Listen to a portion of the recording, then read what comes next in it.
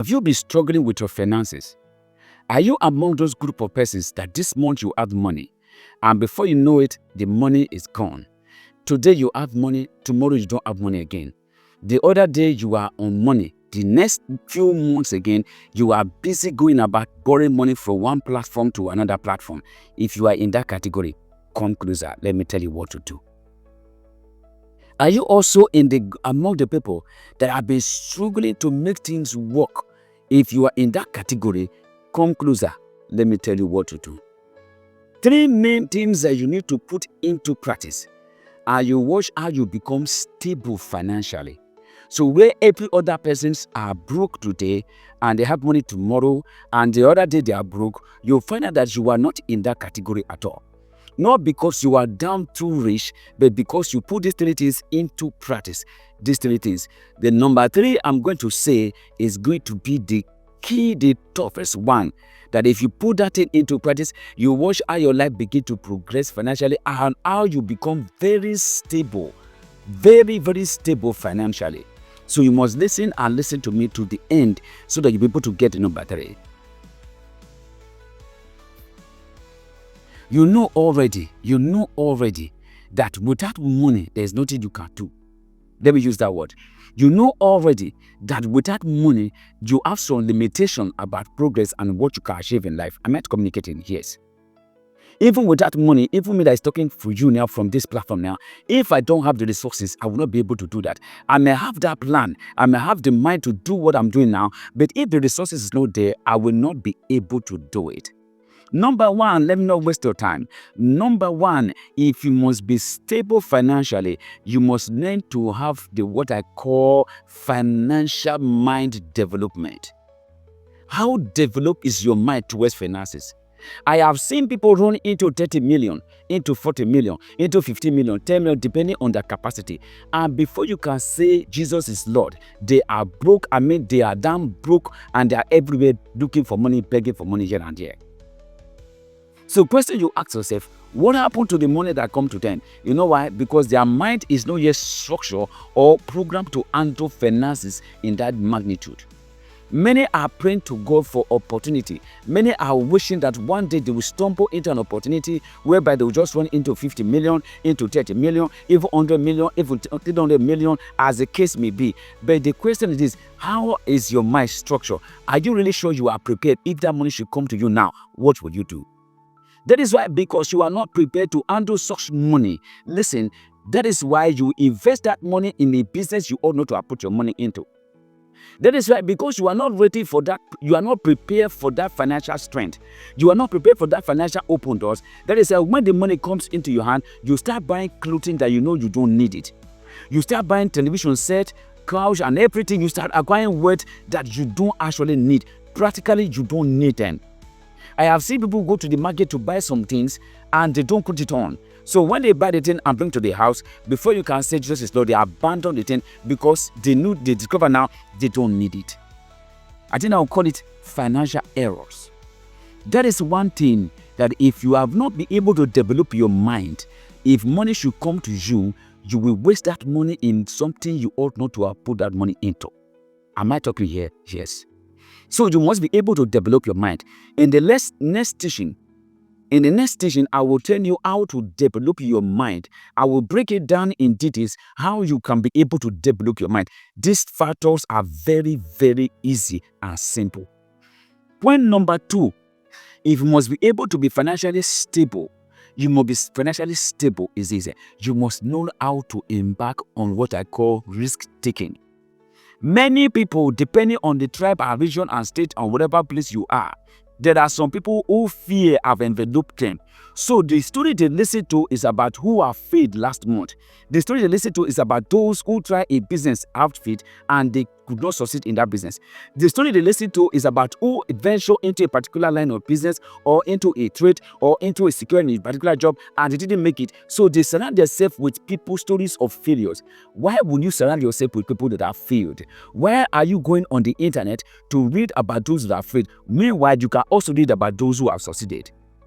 Why can't you read about those who have failed, but they later become successful in that same thing. So when you don't know how to take risk, so when the money comes into your hand, instead of you to invest the money, you'll be afraid. You say, let me keep the money. Let me keep the money. Let me be eating from the money. Listen to me. One error you can make is for you to save money and put money there and say it is for your feeding. Let me tell you, if you like keep 100 million somewhere and you have not been able to put that money into what will be giving you money, if you like keep that money there, gradually every day as you are taking from me to feed or to take care of your family responsibility, I tell you that money is going down. One day you wake up and you discover the money is gone. Not because somebody stole it, but you have already consumed it.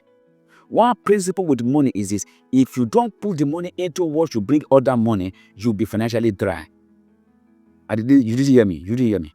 This is what I said. If you don't know how to recycle your money, sooner or later you become financially dry. So money is something that you should recycle. So when you get money, you put money into a thing. But the issue here is this: many are afraid of taking risk. I have come to tell you, bro, that thing that is in your mind that you want to do, you have been planning about the business, you have been planning about the career you want to do. Why not step out and do that thing? Listen, you might fail does not mean that you are going to fail all through. You might step out now and you will fail. It's correct, it's true. But if you continue doing that thing, you will be practically surprised how you begin to gain more ideas, and one day, bam, you become successful in that thing. So learn how to take risk. What do I say? Embark on risk taking. Number 3, I promise you, is going to be the one that will blow your mind. Number 3, you must learn how to be stingy towards your business. You didn't hear me. You didn't hear me. You must be stingy when it comes to your business, when it comes to your job or the money you want to invest on a particular thing. You must be stingy. Listen, you must learn how to draw line between emotion and your financial life.